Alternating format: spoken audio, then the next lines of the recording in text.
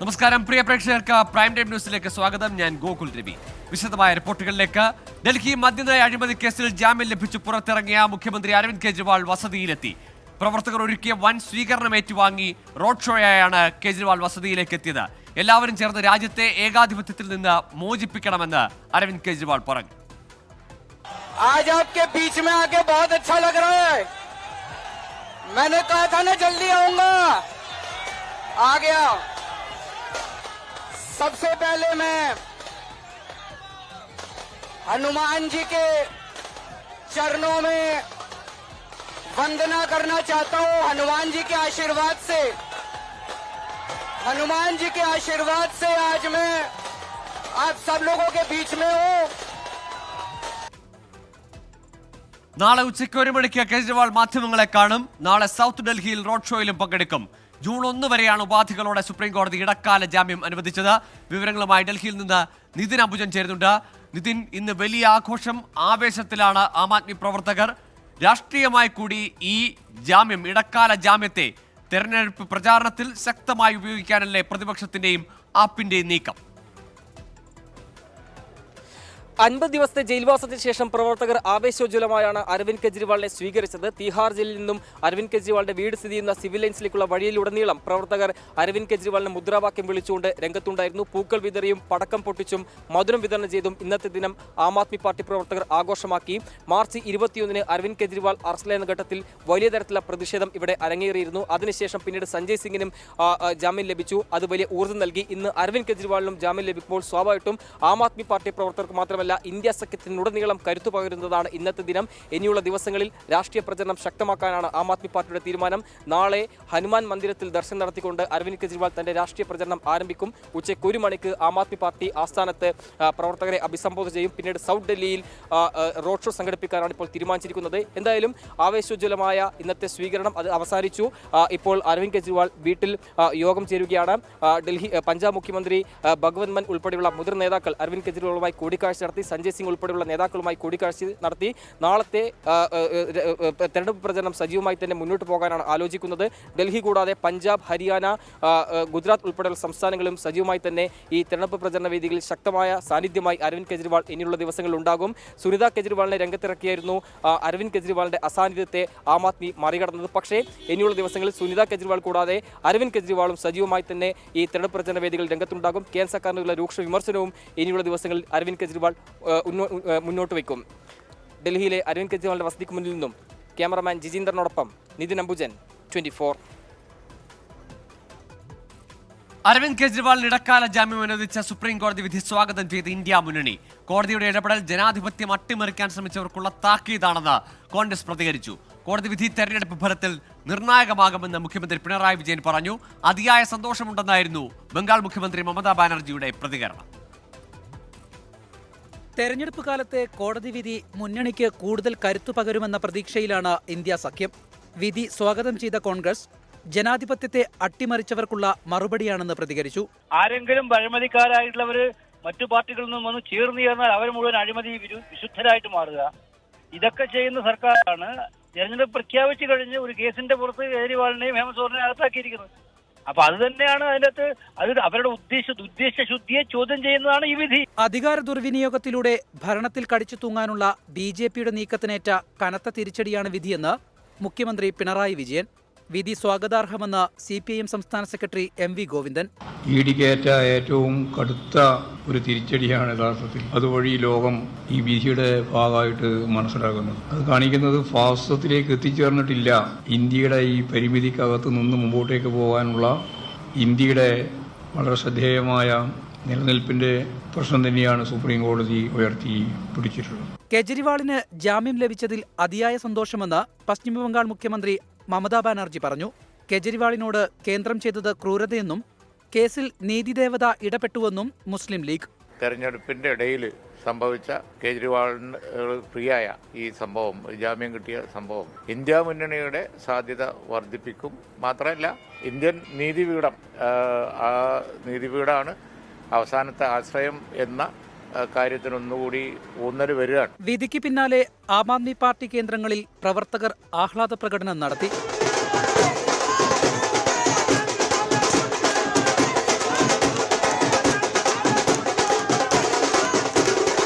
രാജ്യത്ത് അഴിമതിയുടെ പുതിയ അധ്യായം രചിക്കപ്പെടുകയാണെന്നായിരുന്നു BJPയുടെ ആരോപണം.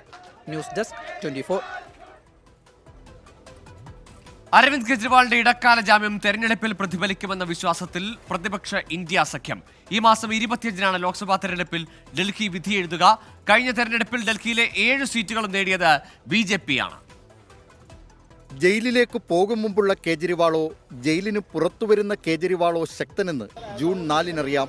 ജയിൽ കാ ജവാബ് വോട്ട് സേ അഥവാ ജയിലിന് മറുപടി വോട്ടിലൂടെ എന്നതാണ് ആം ആദ്മി പാർട്ടിയുടെ പ്രചരണ വാചകം. അഴിമതി വിരുദ്ധ പോരാട്ടത്തിലൂടെ പിറവിയെടുത്ത പാർട്ടിയുടെ അമരക്കാരൻ അഴിമതിക്കേസിൽ അകത്തായതാണ് BJP പ്രചരണായുധം. ഏതായാലും അരവിന്ദ് കേജ്രിവാൾ കാറ്റോ കൊടുങ്കാറ്റോ അതോ ഊതി വീർപ്പിച്ച ബലൂണോ എന്ന് ജനം വിധി എഴുതാനിരിക്കുന്നതേയുള്ളൂ. കേജ്രിവാളിന്റെ മടങ്ങിവരവ് ആം ആദ്മി പാർട്ടി പ്രവർത്തകർക്ക് ആഹ്ലാദവും BJP ക്യാമ്പുകളിൽ മ്ലാനതയും പടർത്തിയിട്ടുണ്ട്. ഉപമുഖ്യമന്ത്രി മനീഷ് സിസോദിയ അഴിക്കുള്ളിൽ തുടരുകയാണെന്നതൊന്നും കേജ്രിവാളിന്റെ ഇടക്കാല ജാമ്യത്തിലുള്ള ആഘോഷത്തിൽ നിന്ന് AAP പ്രവർത്തകരെയും നേതാക്കളെയും തടയുന്നില്ല. അല്ലെങ്കിലും AAP സമം അരവിന്ദ് കേജ്രിവാൾ എന്നതാണ് വാസ്തവം. सत्य की विजय है, ये इस देश के लोकतंत्र की विजय है, ये इस देश के संविधान की विजय है. सुप्रीम कोर्ट का धन्यवाद करती हूँ कि सुप्रीम कोर्ट सामने आया लोकतंत्र को बचाने के लिए, संविधान को बचाने के लिए. ഡൽഹിയിൽ AAPയും കോൺഗ്രസും സഖ്യമായാണ് മത്സരിക്കുന്നത്. 4 സീറ്റിൽ AAPയും 3 കോൺഗ്രസും മത്സരിക്കുന്നു. BJP ആകട്ടെ 2019 ആവർത്തിക്കുമെന്ന പ്രതീക്ഷയിലാണ്. सुप्रीम कोर्ट ने स्पष्ट कर दिया अरविंद केजरीवाल जी को केवल और केवल 15 दिन के लिए चुनाव के लिए बाहर रह सकेंगे. शराब घोटाले में लिप्त अरविंद केजरीवाल जी, भ्रष्टाचार में लिप्त अरविंद केजरीवाल जी, बेईमानी का करप्शन का पैसा इकट्ठे करने वाले अरविंद केजरीवाल जी को 1 तारीख को दोबारा जेल जाना होगा. കേജ്രിവാൾ വിഷയത്തിലൂന്നി ഹരിയാന ഉൾപ്പെടെ ഡൽഹിയുടെ അയൽ സംസ്ഥാനങ്ങളിലും മികച്ച പ്രകടനം കാഴ്ചവെക്കാമെന്നാണ് ഇന്ത്യ സഖ്യത്തിന്റെ പ്രതീക്ഷ. പക്ഷേ പഞ്ചാബിൽ ആം ആദ്മി പാർട്ടിയും കോൺഗ്രസും നേർക്കുനേർ പൊരുതുകയാണ്. കേജ്രിവാൾ അഴിമതിക്കാരനെന്ന പ്രചാരണമാണ് പഞ്ചാബിൽ കോൺഗ്രസ് നടത്തുന്നത്. 24 ഡൽഹി. കൊല്ലത്ത് 24 വാർത്താ സംഘത്തിന് നേരെ ആക്രമണം. പുളിക്കട കോളനി സ്വദേശിയായ ജോണിയാണ് 24 ചീഫ് റിപ്പോർട്ടർ അരുൺ രാജിനെ ആക്രമിച്ചത്. ചിന്നക്കടയിലെ 24 ഓഫീസിന് സമീപത്ത് ലൈവ് ചെയ്യുന്നതിനിടെ കത്തിയും ബിയർ കുപ്പിയും വീശിയായിരുന്നു ആക്രമണം. ഓഫീസിൽ അതിക്രമിച്ചു കയറി പ്രതി വധഭീഷണിയും മുഴക്കി.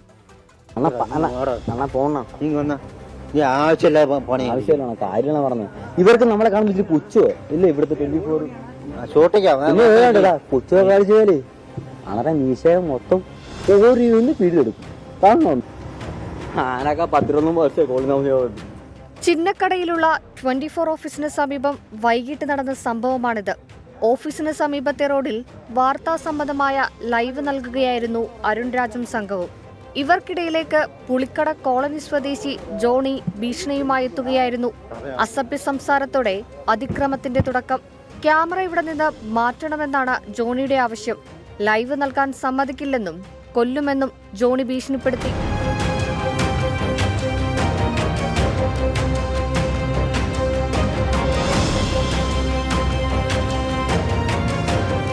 യാതൊരു പ്രകോപനവും കൂടാതെ കൂടുതൽ രോക്ഷാകുലനായ ജോണി കത്തിയും ബിയർ കുപ്പിയും അരുൺ രാജിന് നേരെ വീശി റിപ്പോർട്ടറുടെ മുഖത്തും നെഞ്ചിലും പിടിച്ചു തള്ളി.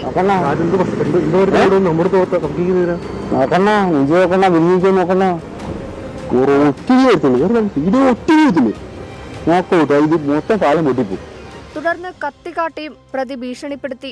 24 സംഘം പോലീസിൽ വിവരമറിയിച്ചതിനെ തുടർന്ന് ഈസ്റ്റ് പോലീസ് സ്ഥലത്തെത്തി പ്രതിയെ ഓടിച്ചിട്ട് പിടികൂടി. 24ന്റെ ഓഫീസിൽ അതിക്രമിച്ചു കയറിയും ഇയാൾ 24 റിപ്പോർട്ടർ അരുൺ രാജിന് നേരെ വധഭീഷണി മുഴക്കി. പ്രതിക്കെതിരെ വിവിധ വകുപ്പുകൾ പ്രകാരം കേസെടുത്തു.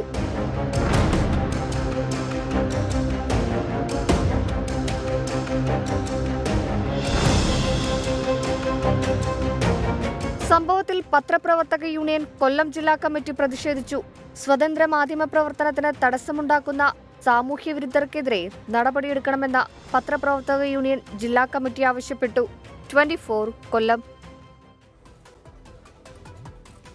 ഇരുൾ നീക്കാൻ തുടരന്വേഷണം.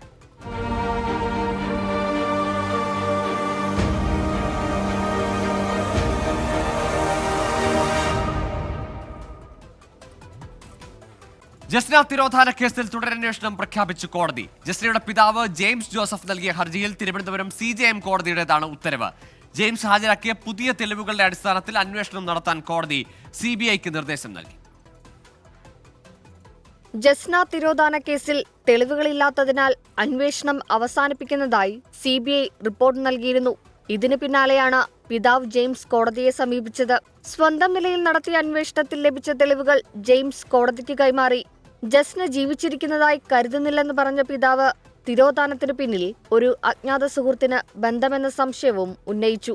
എല്ലാ വ്യാഴാഴ്ചയും ജസ്ന പോകാറുള്ള പ്രാർത്ഥനാ കേന്ദ്രത്തിൽ വെച്ചാണ് യുവാവിനെ പരിചയപ്പെട്ടതെന്നാണ് പിതാവ് പറയുന്നത്. കാണാതാകുന്ന ദിവസം ജസ്ന ഉപേക്ഷിച്ച വസ്ത്രത്തിൽ രക്തക്കറകൾ കണ്ടത് ഗർഭിണിയായിരുന്നുവെന്ന സംശയത്തിന് ഇട നൽകുന്നതായും കോടതിയിൽ പിതാവ് അറിയിച്ചു. മുദ്രവെച്ച കവറിൽ നൽകിയ തെളിവുകളും CBIയുടെ കേസ് ഡയറിയും കോടതി ഒത്തുനോക്കി. പിതാവ് ഉന്നയിച്ച തെളിവുകളിൽ അന്വേഷണം നടന്നിട്ടില്ലെന്ന് ബോധ്യമായതോടെയാണ് തുടരന്വേഷണത്തിന് ഉത്തരവിട്ടത്. വിധി സ്വാഗതം ചെയ്യുന്നുവെന്ന് ജെയിംസ് പ്രതികരിച്ചു. CBI നല്ല രീതിയിൽ തന്നെ എല്ലായിടത്തും അന്വേഷിച്ചു.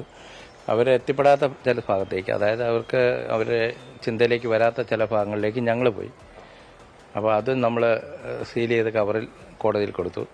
അപ്പോൾ അന്വേഷണ റിപ്പോർട്ട് ഡയറി കോടതി ആവശ്യപ്പെട്ട് CBIക്കാരോട് CBI കൊണ്ട് അത് വെപ്പിച്ചു. കോടതി അതിനെക്കുറിച്ച് പഠിച്ചിട്ടാണ് ഇപ്പോൾ ഞങ്ങൾക്ക് തുടരന്വേഷണത്തിനുള്ള അനുമതി തന്നിരിക്കുന്നത്. 2018 മാർച്ച് 22-നാണ് ജസ്നയെ കാണാതായത്. കേസിൽ പുനരന്വേഷണത്തിന് തയ്യാറാണെന്ന് CBI നേരത്തെ തന്നെ കോടതിയെ അറിയിച്ചിരുന്നു. 24 തിരുവനന്തപുരം. Memory card ആരെടുത്തു?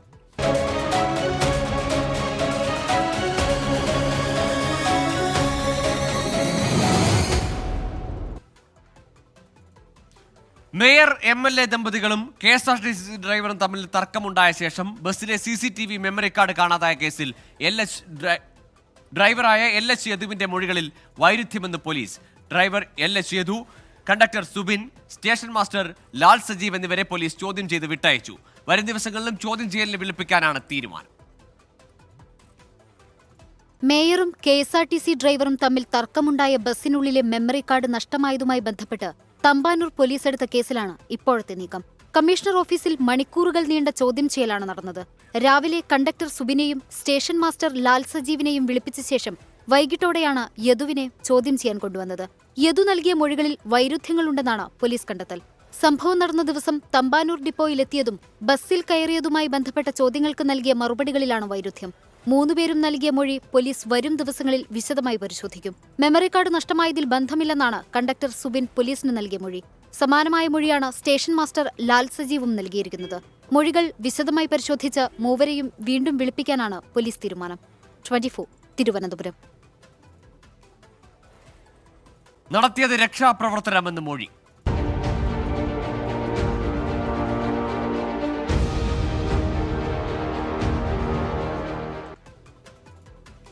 നവകേരള യാത്രയ്ക്കിടെ യൂത്ത് കോൺഗ്രസ് പ്രവർത്തകരെ മർദ്ദിച്ച കേസിൽ മുഖ്യമന്ത്രിയുടെ സുരക്ഷാ ഉദ്യോഗസ്ഥരെ ക്രൈംബ്രാഞ്ച് ചോദ്യം ചെയ്തു. അനിൽ കല്ലിയൂരിനെയും സന്ദീപിനെയുമാണ് ചോദ്യം ചെയ്തത്. മുഖ്യമന്ത്രിയുടെ ജീവൻ രക്ഷിക്കാനാണ് മർദ്ദിച്ചതെന്ന് ഇരുവരും മൊഴി നൽകി.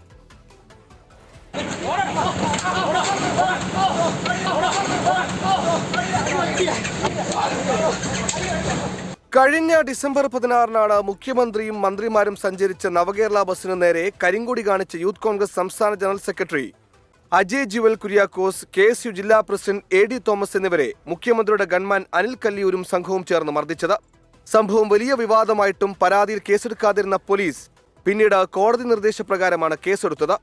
തുടർന്ന് കേസ് ജില്ലാ ക്രൈംബ്രാഞ്ചിന് കൈമാറി. തെരഞ്ഞെടുപ്പിന് മുമ്പ് ജില്ലാ ക്രൈംബ്രാഞ്ച് ഡിവൈഎസ്പിയും സംഘവും മറ്റൊരാവശ്യത്തിന് തിരുവനന്തപുരത്ത് പോയപ്പോഴാണ് പോലീസ് ആസ്ഥാനത്തെത്തി ഇരുവരെയും ചോദ്യം ചെയ്തത്.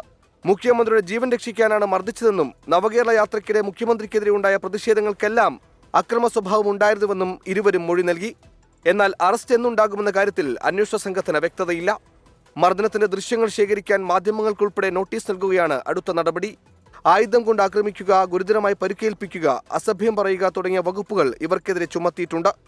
സ്റ്റേഷൻ ജാമ്യം ലഭിക്കാവുന്ന വകുപ്പുകളാണെങ്കിലും കോടതിയിൽ കുറ്റം തെളിഞ്ഞാൽ 7 വർഷം വരെ തടവ് ലഭിക്കാവുന്ന കുറ്റങ്ങളും കൂടിയാണ്. 24 ആലപ്പുഴ. തൂക്കുകയറോ കാരാഗൃഹമോ?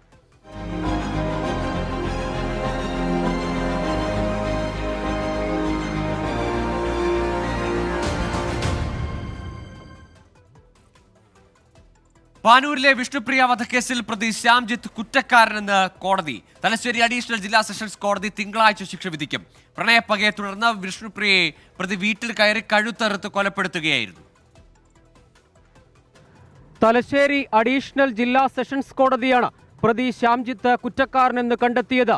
പ്രോസിക്യൂഷൻ നിരത്തിയ ശാസ്ത്രീയ തെളിവുകളും സാക്ഷിമൊഴികളും കോടതി അംഗീകരിച്ചു. ശിക്ഷാവിധിയിൽ പ്രോസിക്യൂഷന്റെയും പ്രതിഭാഗത്തിന്റെയും വാദങ്ങൾ കേട്ട കോടതി വിധി പ്രസ്താവം തിങ്കളാഴ്ചത്തേക്ക് മാറ്റി. അപൂർവങ്ങളിൽ അപൂർവമായ ക്രൂര കൊലപാതകമെന്നും വധശിക്ഷ നൽകണമെന്നും പ്രോസിക്യൂഷൻ ആവശ്യപ്പെട്ടു. പെൺകുട്ടികൾക്ക് വേണ്ടിയുള്ള വിധി സമൂഹത്തിനുള്ള സന്ദേശമാകണമെന്നും പ്രോസിക്യൂഷൻ വാദിച്ചു. പ്രോസിക്യൂഷനെ സംബന്ധിച്ച് ഈ പ്രതി മൃഗീയമായ കൊലപാതകം വെറും ഒരു കൊലപാതകമല്ല.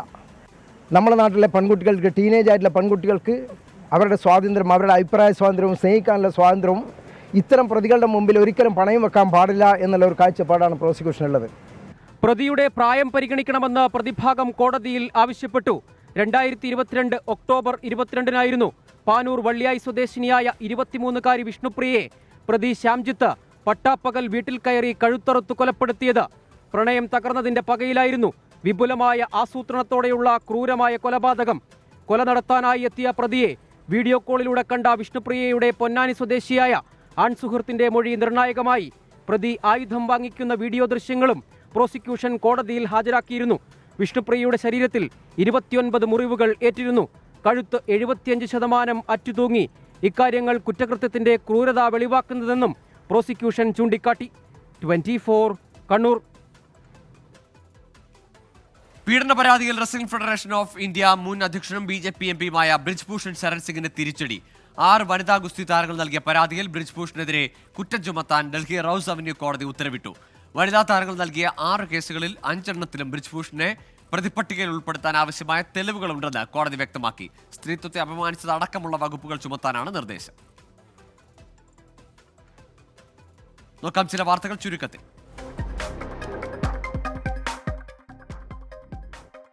സംസ്ഥാനത്ത് വിവിധയിടങ്ങളിലുണ്ടായ വാഹനാപകടങ്ങളിൽ 5 മരണം.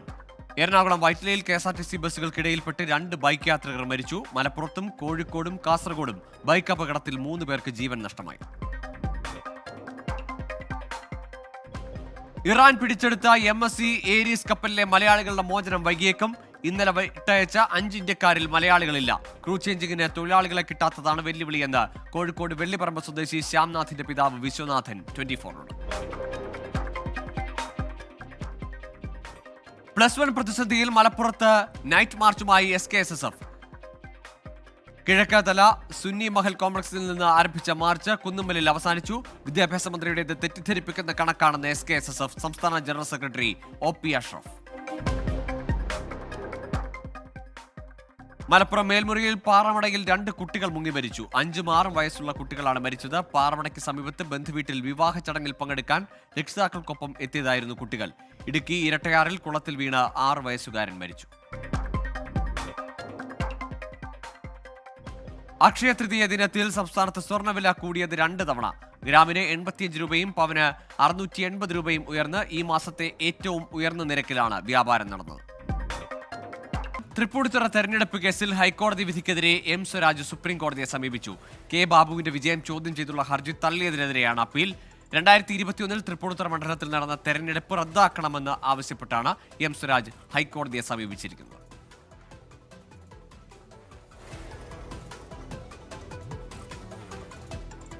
പെരിയ കേസിലെ വിചാരണ കോടതി ജഡ്ജിയുടെ സ്ഥലമാറ്റത്തിനെതിരെ കൊല്ലപ്പെട്ട യൂത്ത് കോൺഗ്രസ് പ്രവർത്തകർ കൃപേഷിന്റെയും ശരത് ലാലിന്റെയും മാതാപിതാക്കൾ ഹൈക്കോടതിയിൽ. സ്ഥലമാറ്റം വിചാരണ വൈകിപ്പിക്കുമെന്നാണ് പരാതി.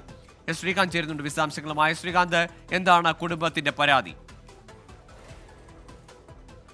ശ്രീകാന്ത് ചേരുന്നുണ്ട് കൊച്ചിയിൽ നിന്ന് വിശദാംശങ്ങളുമായി. ശ്രീകാന്ത്, എന്താണ് ശരത്തിന്റെയും കൃപേഷിന്റെയും കുടുംബത്തിന്റെ പരാതി?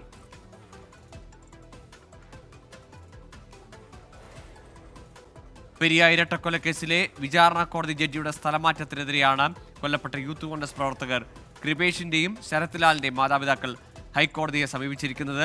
സ്ഥലമാറ്റം ഈ കേസിന്റെ വിചാരണ വൈകിപ്പിക്കുമെന്നതാണ് അവരുടെ പരാതി. ഈ കേസുമായി ബന്ധപ്പെട്ടറിയാം, കേസിലെ അന്വേഷണത്തിലെ പല ഘട്ടത്തിലും സർക്കാർ അതിനെ എതിർക്കുകയും CBI അന്വേഷണം അടക്കമുള്ള ആവശ്യങ്ങളിൽ എതിർപ്പറിയിക്കുകയും ഒക്കെ ചെയ്തതാണ്. ഏതായാലും ഇപ്പോൾ കുടുംബം, ഈ ശരത് ലാലിന്റെയും കൃപേഷിന്റെയും കുടുംബം ഇപ്പോൾ ഹൈക്കോടതിയെ സമീപിച്ചിരിക്കുകയാണ്. ആ റിപ്പോർട്ടിലേക്ക് എത്താം. ലൈംഗികാരോപണം നേരിടുന്ന പശ്ചിമബംഗാൾ ഗവർണർ CV ആനന്ദബോസിനെതിരെ വീണ്ടും പരാതിക്കാരി. രാജ്ഭവനിലെ CCTV ദൃശ്യങ്ങൾ പ്രദർശിപ്പിച്ചത് തന്റെ അനുമതിയില്ലാതെയാണെന്ന് പരാതിക്കാരി ആരോപിച്ചു. ഗവർണർക്കെതിരെ രാഷ്ട്രപതിയെ സമീപിക്കും. അന്വേഷണവുമായി സഹകരിക്കാത്ത ഗവർണറുടെ നിലപാടിനെ CPI വിമർശിച്ചു. ഗവർണർ CV ആനന്ദബോസിനെതിരെ ലൈംഗികാരോപണം ഉയർന്നതിന് പിന്നാലെയാണ് രാജ്ഭവനിലെ CCTV ദൃശ്യങ്ങൾ അപേക്ഷ നൽകിയ 100 പേർക്കായി പ്രദർശിപ്പിച്ചത്. തന്റെ മുഖം മറയ്ക്കാതെയാണ് ദൃശ്യങ്ങൾ പ്രദർശിപ്പിച്ചതെന്ന് പരാതിക്കാരി ആരോപിച്ചു. ലൈംഗിക പീഡന പരാതിയിൽ അതിജീവിതയുടെ സ്വകാര്യത സംരക്ഷിക്കണമെന്ന നിയമത്തിന് വിരുദ്ധമാണ് ഗവർണറുടെ നടപടിയെന്ന് പരാതിക്കാരി പറഞ്ഞു. നടപടി ആവശ്യപ്പെട്ട് രാഷ്ട്രപതിയെ സമീപിക്കും. പോലീസിലും പരാതി നൽകും. ഗവർണർ കുറ്റക്കാരനല്ലെങ്കിൽ എന്തുകൊണ്ട് അന്വേഷണവുമായി സഹകരിക്കുന്നില്ലെന്ന് പരാതിക്കാരി ചോദിച്ചു. ഉയർന്ന പദവികൾ വഹിക്കുന്നവർ കുറ്റം ചെയ്യാൻ അഭയം തേടേണ്ട ഒന്നല്ല ഭരണഘടനയെന്ന് CPI സംസ്ഥാന സെക്രട്ടറി ബിനോയ് വിശ്വം 24 പറഞ്ഞു. ഉന്നതമായ പദവികൾ വഹിക്കുന്ന ആളുകളെ രക്ഷിക്കേണ്ടത് അവരുടെ ധാർമ്മിക ബലമാണ്, അല്ലാതെ ഭരണഘടനയുടെ ഏതെങ്കിലും വകുപ്പിന്റെ ഒരു രക്ഷാകവചമല്ല. ഗവർണർക്കെതിരെ തൃണമൂൽ കോൺഗ്രസ് ആരോപണം കടുപ്പിച്ചു. പരാതിക്കാരിയുടെ മൊഴി ശരിവെക്കുന്നതാണ് CCTV ദൃശ്യങ്ങളെന്ന് ബംഗാൾ ധനമന്ത്രി ചന്ദ്രിമ ഭട്ടാചാരി പറഞ്ഞു. 24 ഡൽഹി. അമേരിക്കയിൽ അന്തരിച്ച ബിലീവേഴ്സ് ഈസ്റ്റേൺ ചർച്ച് സഭ അധ്യക്ഷന്മാർ അത്തനേഷ്യസ് യോഹാൻ മെത്രാപ്പൊലീത്തയുടെ ഭൗതിക ശരീരം ഈ മാസം 20-ന് നാട്ടിലെത്തിക്കും. തിരുവല്ല സെയിന്റ് തോമസ് നഗറിലെ ബിലീവേഴ്സ് കൺവെൻഷൻ സെന്ററിൽ പൊതുദർശനം നടക്കും. 21-ന് Saint Thomas believers eastern church കത്തീഡ്രലിലാണ് സംസ്കാരം. ശ്രീകുമാരൻ ചേരുന്നുണ്ട് വിശദാംശങ്ങളുമായി. ശ്രീത്ത്, അവിടുത്തെ അമേരിക്കയിലെ നടപടിക്രമങ്ങളൊക്കെ പൂർത്തിയായിട്ടുണ്ടോ? സംസ്കാരവും മറ്റ് ചടങ്ങുകളുടെയും വിശദാംശങ്ങൾ. അമേരിക്കയിലെ നടപടിക്രമങ്ങൾ ഇതുവരെ പൂർത്തിയായിട്ടില്ല. പക്ഷേ 20-ാം തീയതി ഇങ്ങോട്ട് കൊണ്ടുവരുമെന്ന കാര്യത്തിൽ ഒരു തീരുമാനം മാത്രമാണ് ഇപ്പോൾ വന്നിട്ടുള്ളത്. മറ്റു കാര്യങ്ങളെക്കുറിച്ച് പിന്നീട് പ്രതികരിക്കാം എന്നാണ് ഏറ്റവും ഒടുവിൽ ബിലീവേഴ്സ് ചർച്ച് അധികൃതർ ഇപ്പോൾ നമുക്ക് നൽകുന്ന ഒരു വാർത്താക്കുറിപ്പും അതുതന്നെയാണ്. എന്തായാലും 20-ാം തീയതി രാവിലെ അതൊരു പക്ഷേ തിരുവനന്തപുരത്തായിരിക്കാം അല്ലെങ്കിൽ കൊച്ചിയിലായിരിക്കാം മൃതദേഹം എത്തിച്ചേരുന്നത് എന്നൊരു വിവരം നമുക്ക് ലഭിക്കുന്നുണ്ട്. അങ്ങനെ അതിനുശേഷമാണ് ഇത്തരത്തിൽ ബിലീവേഴ്സ് കൺവെൻഷൻ സെന്ററിലേക്ക് ആദ്യമായി തന്നെ ആ മൃതദേഹം കൊണ്ടുവരിക. അതിനുശേഷം അവിടെയായിരിക്കും പൊതുദർശനം അടക്കമുള്ള മറ്റു നടപടിക്രമങ്ങൾ നടക്കുക. അതിനു മുൻപ് തന്നെ പ്രാർത്ഥന അടക്കമുള്ള ചടങ്ങുകൾ ആദ്യഘട്ടത്തിൽ നടക്കും. അതിനുശേഷമായിരിക്കും ഈ കൺവെൻഷൻ സെന്ററിലേക്ക് മൃതദേഹം കൊണ്ടുവരിക എന്നാണ് വിവരം. അതിനുശേഷം 21-ന് അദ്ദേഹം ഏറ്റവും ഇഷ്ടപ്പെട്ട, അദ്ദേഹത്തിന് ഏറ്റവും പ്രിയപ്പെട്ട സ്ഥലത്ത് തന്നെ ഈ സെമിനാരിയും അതുപോലെ തന്നെ ബിലീവേഴ്സ് ചർച്ചിന്റെ ആ പ്രദേശം അടങ്ങുന്ന മേഖലയിൽ തന്നെ കബറടക്കം നടക്കുന്നൊരു വിവരം ആണ് പുറത്തു വരുന്നത്. മറ്റു കാര്യങ്ങൾ വഴിയെ അറിയിക്കാമെന്നാണ് ബിലീവേഴ്സ് ചർച്ചിലെ അധികൃതരും PROയും ഇപ്പോൾ നമ്മെ അറിയിച്ചിട്ടുള്ളത്. ഗോകുൽ. ശരി, ബിലീവേഴ്സ് ഈസ്റ്റേൺ ചർച്ച് സഭാ അധ്യക്ഷന്റെ ഭൗതിക ശരീരം 20-ാം തീയതി നാട്ടിലെത്തിക്കും. 21-ന് കത്തീഡ്രലിൽ സംസ്കാരം നടത്തുമെന്നാണ് ഇപ്പോൾ നിശ്ചയിച്ചിരിക്കുന്നത്. ശ്രീകുമാരനാണ് പത്തനംതിട്ടയിൽ നിന്ന് വിവരങ്ങൾ പങ്കുവച്ചത്. നെഹ്റു ട്രോഫി വള്ളംകളിക്ക് തയ്യാറെടുക്കുന്ന നിരണം ചുണ്ടന് കൈത്താങ്ങുമായി നാട്ടുകാരും. പുതിയ ചുണ്ടൻ വള്ളത്തിൽ മത്സരിക്കാനൊരുങ്ങുന്ന നിരണം ബോട്ട് ക്ലബ്ബ് സംഘടിപ്പിച്ച സമ്മാന കൂപ്പൺ വിതരണത്തിന് മികച്ച പ്രതികരണമാണ് ലഭിച്ചത്.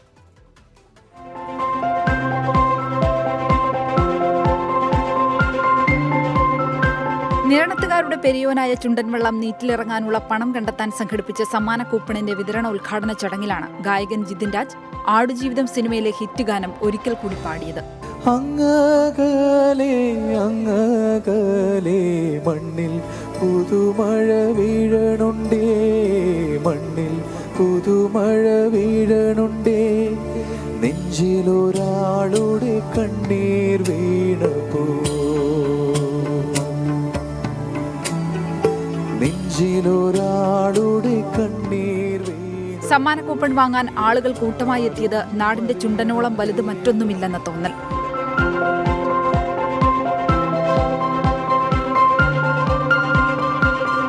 സമ്മാന കൂപ്പണിന്റെ വിതരണോദ്ഘാടനം മുൻ ചീഫ് സെക്രട്ടറി ജിജി തോംസൺ നിർവഹിച്ചു.